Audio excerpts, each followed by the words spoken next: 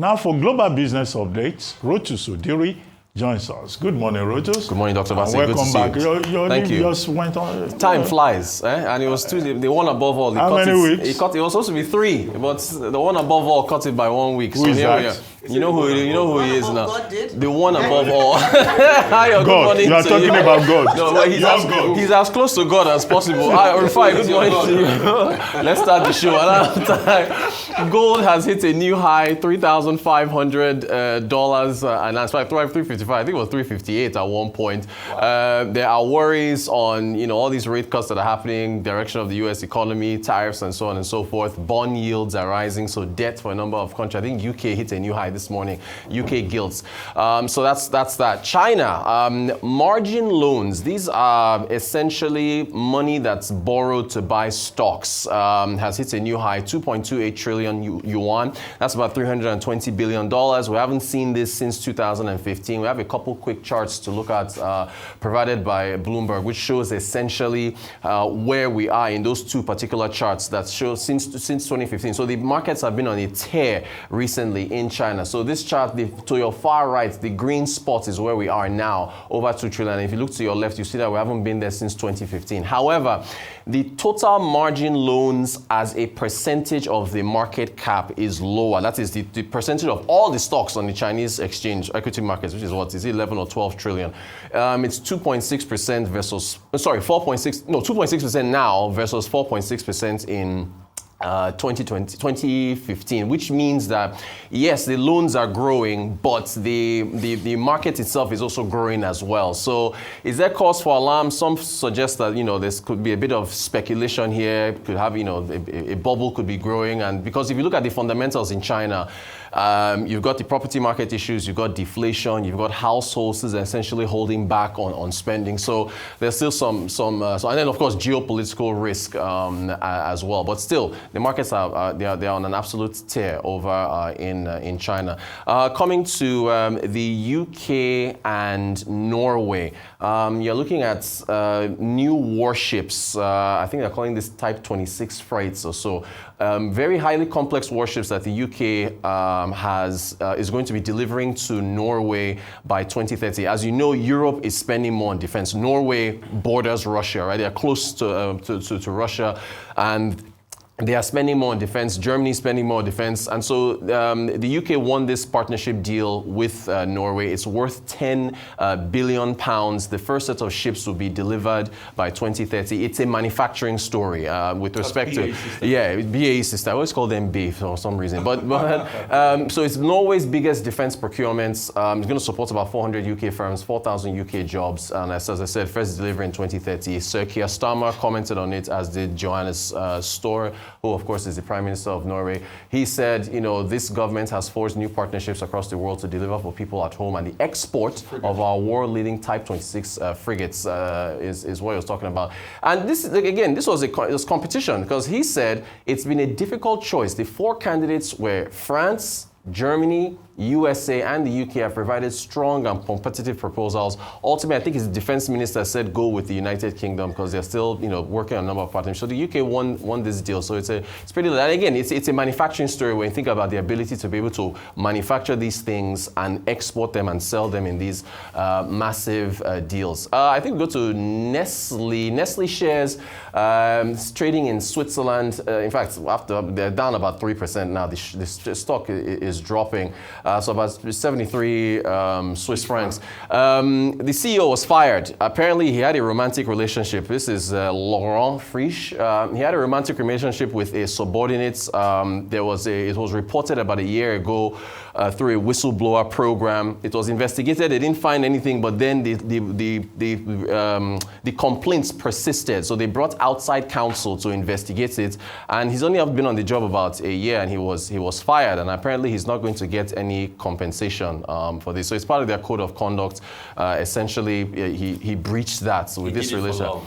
That's what he will say, but he's out of a job now. Finally, to Nigeria. I talked about the Phillips Consulting Limited AI report. We did have one of their executives, Teju Olugbenga, on the show, and she pointed out in their survey that according to their findings, 84% of Nigerian graduates are not digitally literate. It's, it's alarming. Here, take a listen. And then also in terms of educational reforms, so from the reports also, our research, we gathered that about 85% of graduates don't have digital literacy.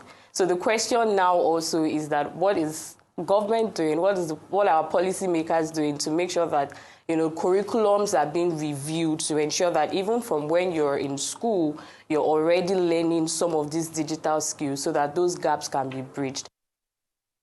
That's our update for today. Pretty alarming. Spot on. I want to talk about most areas, but I'll talk about this 84%. So I work in this space. So education now. Tech, right? Yeah. So my foundation, the Consuting Center, we've been doing a lot of digital skill deployment.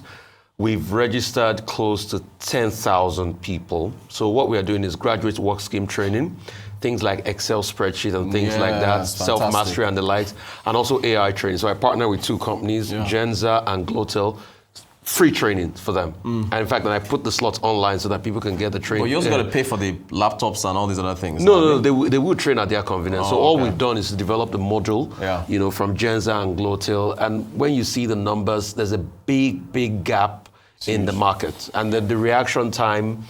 So you'll be surprised, Rotus, that average people in the workspace, a lot of people can't even use things like Excel spreadsheet. They can't even use things like Tableau and like Microsoft Word and the likes. So it's a big space, and I think what we should now do is to be able to deploy skills there and try to bridge the gap. I think Bosun is doing something about this 3 million people. I think we should also scale it. So the plan I've always had is this. Across 704 local governments, set up something like that, what's it called, that training hub, where you can have them train digital skills and the likes and put systems in place there and also have a coaching mechanism where you can train them in every part of it. I think that's very apt. We need it. Education is the gap is very big.